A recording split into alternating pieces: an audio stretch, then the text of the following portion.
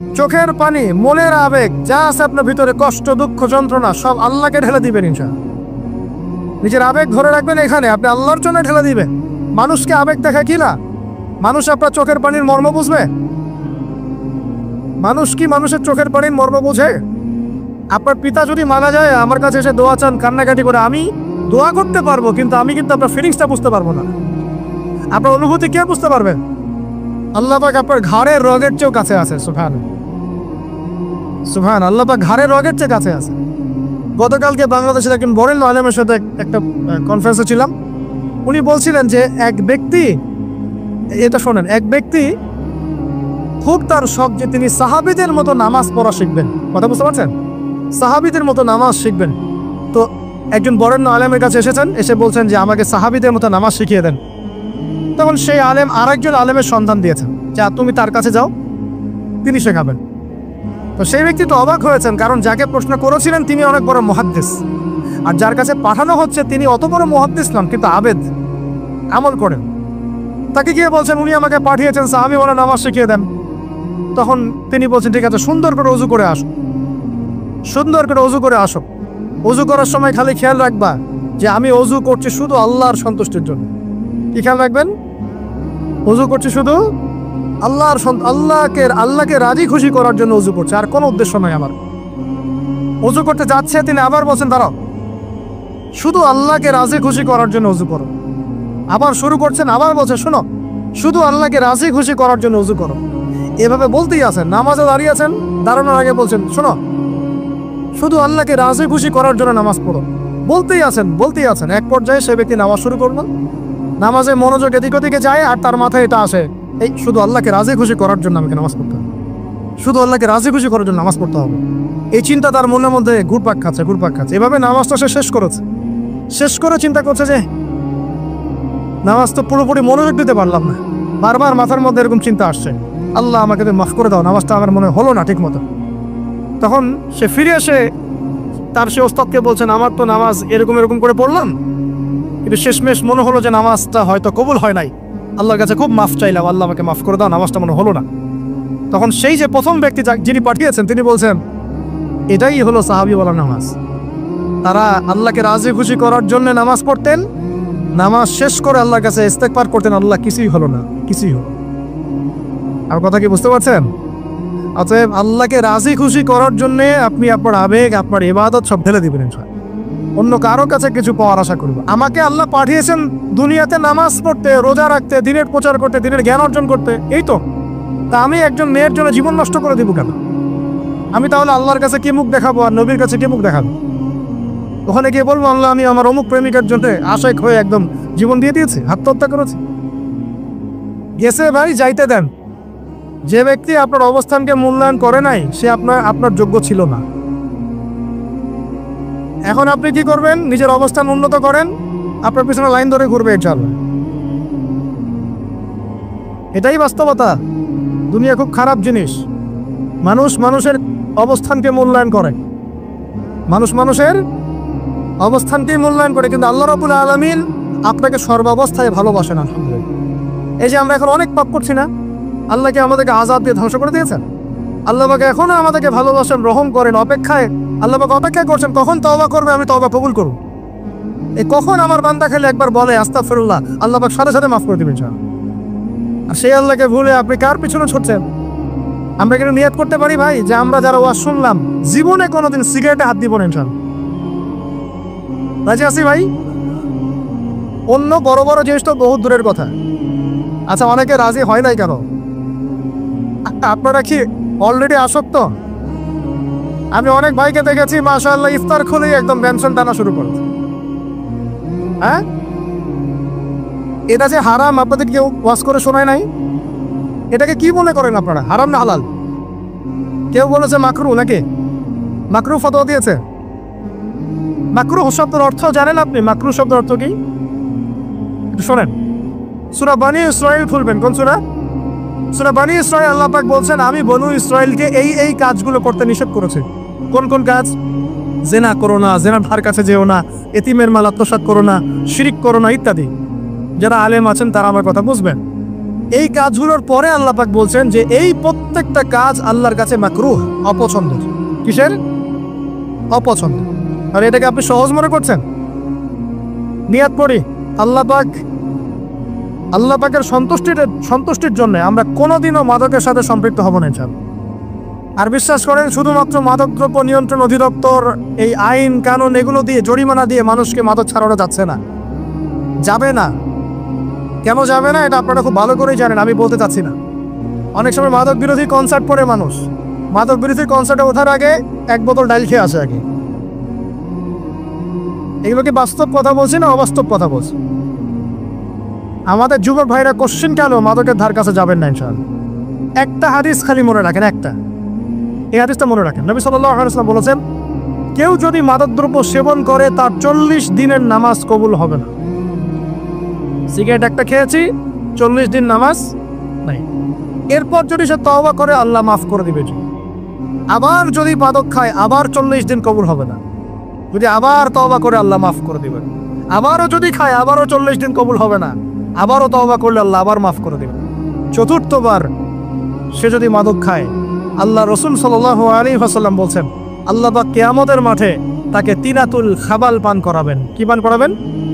তিনাতুল খাবাল। সাহাবীরা বললেন, ইয়া রাসূলুল্লাহ, এটা কি তিনাতুল খাবাল? কি?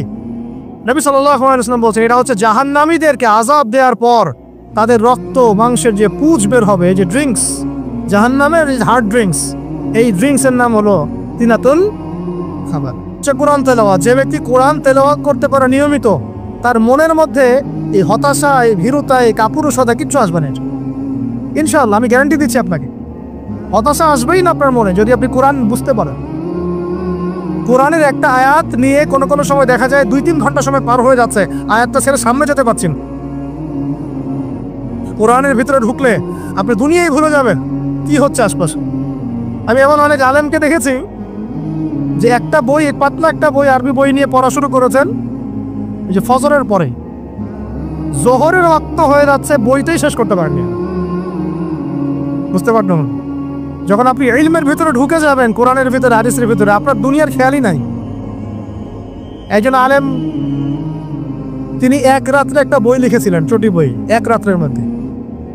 বলা হচ্ছে, তার সম্পর্কে বলা হচ্ছে যে রাতের খাবার তাকে দেয়া হয়েছে, যে আপনি এটা খেয়ে নেন। তো খাবারটা পাশেই আছে, খাবারটা খাবো, এটা লিখে খাবারটা খাবো, এরকম তার চিন্তা ছিল।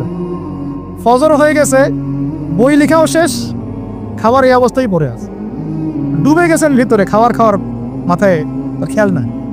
এরকম হয়। একজন মনীষী, বিখ্যাত মনীষী, রিয়াদুস সালেহিন কিতাবের রাইটার, সংকলক আল্লামা নববী রাহমাহুল্লাহ, এরকম সারা রাত চলে গেছে, পাশে 2টা খেজুর খাওয়ারই সময় পান। হাদিস নিয়ে গবেষণা করতে রাত পার হয়ে গেছে। আমি বলতে চাচ্ছি, যখন ইলমের ভিতরে, কোরআন হাদিসের ভিতরে ঢুকে যাবেন, আপনার দুনিয়ার খেয়াল আপনার চলে যাবে ইনশাআল্লাহ। এই টেনশন, হতাশা, এই সেই বাদ, তখনই আল্লাহ পাক আপনাকে তার পক্ষ থেকে রহমত দিবেন, বরকত দিবেন। আল্লাহ আপনার দুনিয়ার কাজগুলো করে দিবেন ইনশাআল্লাহ। কারণ কেউ আপনার দুনিয়ার ওই কাজটা করে দিয়েছে, কেউ ওই কাজটা করে দিয়েছে, কেউ বাসায় খাবার পাঠিয়ে দিয়েছে, আল্লাহ পাকই এগুলো করাই দিবেন ইনশাআল্লাহ। তো প্রিয় ভাইরা, মাদকে যাবো না আল্লাহর কাছে আসবো?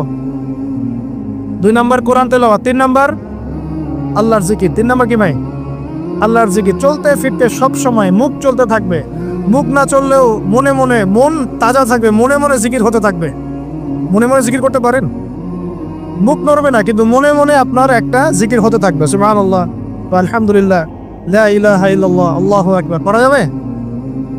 পারে। মানুষের মন কখনো চুপ করে থাকে না, কিন্তু মানুষের মন অলওয়েজ কিছু না কিছু চিন্তা করতেই থাকে, করতে থাকে না, যতক্ষণ না ঘুমায় মানুষ। তো প্রিয় ভাইরা, বেশি বেশি জিকির করবো, সুবহানাল্লাহ, আলহামদুলিল্লাহ, লা ইলাহা ইল্লাল্লাহ, আল্লাহু আকবার, লা হাওলা ওয়ালা কুওয়াতা ইল্লা বিল্লাহ, এগুলো চলতে থাকবে। আল্লাহ পাক তৌফিক দান করুন। আমরা আমাদের সমাজে যুবকদেরকে এরকম টিকটকে দেখছি, অনলাইনে আসক্ত দেখছি, জেনায় আসক্ত দেখছি, পর্নোগ্রাফিতে আসক্ত দেখছি, আমরা দেখছি আমাদের যুব সমাজকে মাদকে আসক্ত, কিশোর গ্যাংয়ে আসক্ত। এগুলো কি আমাদের কাম্য ছিল ভাই? আমাদের কাম্য ছিল? এই অবস্থায় কি যুব সমাজ আল্লাহ পাকের দিনের পতাকা হাতে নিয়ে আল্লাহর জমিনে দিন কায়েম করতে পারবে কিনা? একটু আমাকে উত্তর দেন দেখি। এখন এই অবস্থায় পারবে? অতএব অবস্থার উন্নতি করতে হবে কিনা? উন্নতির জন্য রাজি আছি কিনা ইনশাআল্লাহ? আমরা চাই কি আল্লাহ পাকের দিনটা আল্লাহর জমিনে প্রতিষ্ঠা লাভ করুক, আল্লাহর দিন সবার ঘরে ঘরে পৌঁছে যাক, আল্লাহ পাকের দিনের যে সৌন্দর্য সবাই সেটাই এই সৌরভটা সবাই পাক, আমরা চাই কি না? সমাজে শান্তি প্রতিষ্ঠা হোক, আবার সেই রাসূলের মতো যুগ চলে আসুক, আমরা চাই কি না? অতএব আমাদের সবাইকে যৌবনের এই প্রলোভনগুলো থেকে বেরিয়ে এসে আল্লাহ পাকের ইবাদতে আত্মনিয়োগ করতে হবে। আল্লাহ পাক আমাদের সবাইকে তৌফিক দান করুন, বলি আমিন। আমাদের সবাইকে আল্লাহ রাব্বুল আলামিন কোরআন এবং হাদিসের গভীর জ্ঞান অর্জন করার তৌফিক দান করুন, বেশি থেকে বেশি ইবাদত করার তৌফিক দান করুন। আল্লাহ পাক সবাইকে হারাম সমস্ত রিজিক থেকে বাঁচিয়ে রাখুন, জিনা, ব্যভিচার এবং নারীর ফিতনা, মাদক থেকে আল্লাহ বাঁচিয়ে রাখুন। আল্লাহ পাক আমাদের সবাইকে হালাল রিজিক, হালাল সম্পর্ক যথেষ্ট করে দিন। আল্লাহ পাক আমাদের সবাইকে যেন দিনের দাওয়াতের মেহনত করার তৌফিক দান করেন এবং আলেম ওলামার সাথে পরামর্শ করে দিন শেখার এবং বোঝার তৌফিক দান করেন। যুবতী দিনী বোনদের জন্য, এখানে বোনরা আছেন না? আছেন কি না? দিনী বোনরা আছেন? একটা নসিহত দিনী বোনদের জন্য আমি একটা নসিহত করতে চাচ্ছি, একটা নসিহত। আমার এই একটা নসিহত একটু মন দিয়ে শুনুন প্রিয় দিনী বোন। রাসূলুল্লাহ সাল্লাল্লাহু আলাইহি ওয়াসাল্লাম আমাদের দিনী বোনদের জন্য জান্নাতে যাওয়ার একটা ফর্মুলা বলে দিয়েছেন। আমি কি বলবো সেটা? আচ্ছা, রাসূলুল্লাহ সাল্লাল্লাহু আলাইহি ওয়াসাল্লাম বলেছেন আমাদের দিনী বোনেরা, আমাদের মায়েরা, এই নারী জাতি মাত্র 4টা কাজ করলে জান্নাতের যে কোনো দরজা দিয়ে ইচ্ছা প্রবেশ করতে পারবেন। স্যার খুশি হন নাই?